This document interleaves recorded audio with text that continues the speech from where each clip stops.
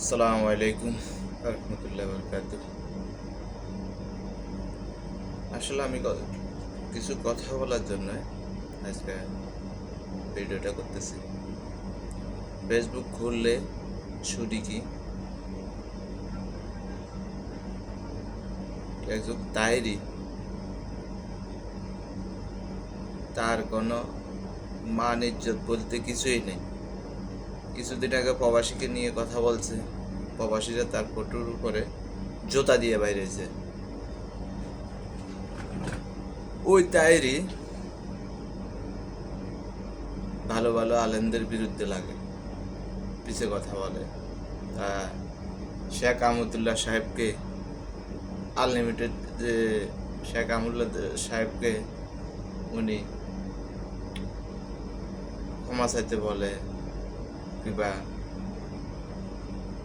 তার ভুল ধরে, কিংবা তার পিছে লাগছে। এটাই দেখতেছি, যেমন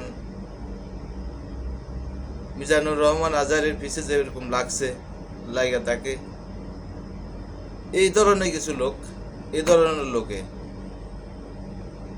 ধরনের লোক লাগিয়া ওকে দেশ থেকে বিদায় করছে। কারণ দেশ থেকে কি বিদায় করছে, এ নিজেই গেছে। আর এই দেশে থেকে হুজুরে মারামারি, হুজুরে একটার একটা কি বলে যে ও কাফের, ও কাফের। আপনারা নিজেরাই বলেন যে একজনের কাফের বললে সে নিজে কাফের হয়। তাই সাহেব, আপনি কি কাফের হইতেছেন না? আমার ভিডিওটা যদি আপনার কাছে যায়, আপনার কি ফায়দা, আপনার লাভটা কি? আমরা তো কিছুই জানি না, আমরা মূর্খ মানুষ। আমাদের দেখে তো খারাপ লাগতেছে যে আপনারা আলেমেরা একটাকে একটা কাফের বলতেছেন, একটা কি এগুলো কি? এগুলো তো আমাদেরকে আপনারা শিখাইবেন, যেটা আমরা শিখবো এটা। তো আপনারা কি শিখাইতেছেন আমাদেরকে? কি এগুলো কি? কেন আপনারা এগুলো করতেছেন? কি ফায়দা, লাভটা কি আপনাদের? আসলে বাংলাদেশের ভিতরে এই তাইরি সাহেবকে বাংলাদেশের জনগণ ধরে না। তো যদি একবার ধরে মাগার ছাড়বে না। একবার যদি ধরে, তুই ওই যে কি যে বলে, মায়ের শাল দুধ আছে না, শাল দুধ বাইর করে লাগবে। একবার যদি ধরে না কেউ।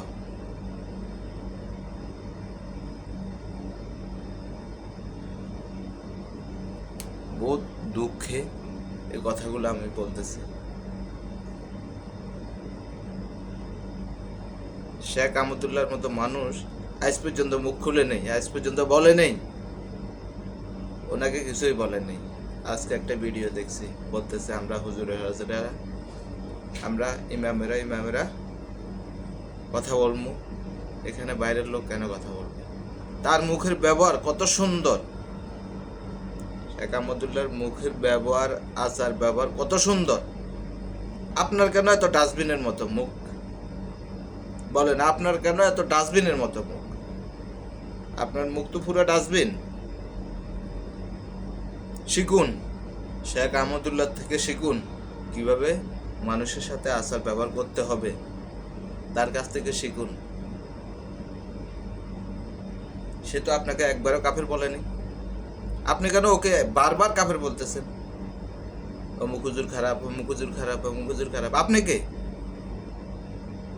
কি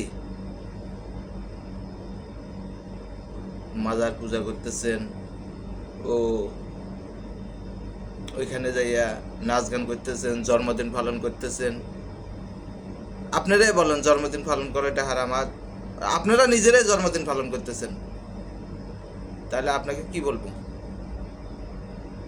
যেদিন জাতির কাছে জবাব দিতে হবে, ওই দিন দৌড়াইও পালাইবার সুযোগ পাইবেন না আপনি।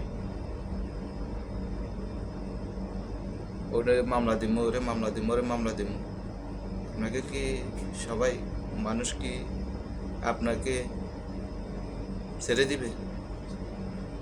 আপনি সবাই আটকাবেন, সবার নামে মামলা দিবেন, আপনাকে দুধ সুমা দিবে?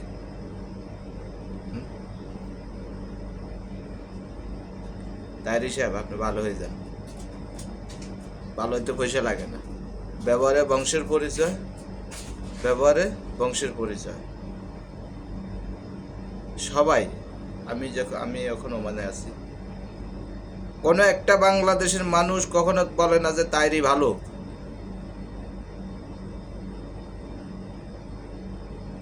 তাইরি কিরকম ভাই, তাইরি কিরকম? হ্যাঁ, আপনি বলেন একটু স্যার।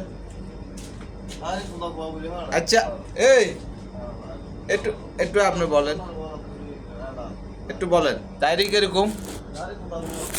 ওই যে বলেন, একটু বলেন। এই যে যে যে তার নাম শুনে তাকে ঘৃণা করে। ঘৃণা কি? একজন মুসলিম কেন ঘৃণা করবে? আল্লাহ কাছে পাপকে ঘৃণা করো, পাপি কেনা। তো তাইরিকে কোনো একটা মানুষ আজ পর্যন্ত আমি শুনি নেই তাইরিকে ভালো বলতে। তাইরি যেখানে যায় ওখানে কি লাফানি লাফায়, অমুক করে হাসামু, অমুক করে মামলা দিমু, অমুক করে। এটা কি? তাইরি কি বাংলাদেশের সব কিছু নাকি? বাংলাদেশের মানুষ সহ্য করে তাকায়, কিছুই বলতেছে না তাইরিকে। চা ঢেলে দিই, মাজারে যাইয়া নাচের, কেউদের জন্মদিন পালন করে, আল্লাহর লগে শিরিক করে। এ তাইরি এটা মানে বলছে ব্যবহারে বংশের পরিচয়। তাইরি সাহেব, আপনি ব্যবহার শিখুন, ব্যবহার শিখতে না পারলে শেখ আহমদুল্লাহর সাথে ক্লাস করুন। ও ছাত্র হয়ে আপনি ব্যবহার শিখুন। ওকে, আমি আর কিছু বলবো না। যদি আমি ভুল করে থাকি, আল্লাহর রাস্তায় আমাকে সবাই মাফ করে দিবেন। আসসালামু আলাইকুম ওয়া রাহমাতুল্লাহি ওয়া বারাকাতুহু।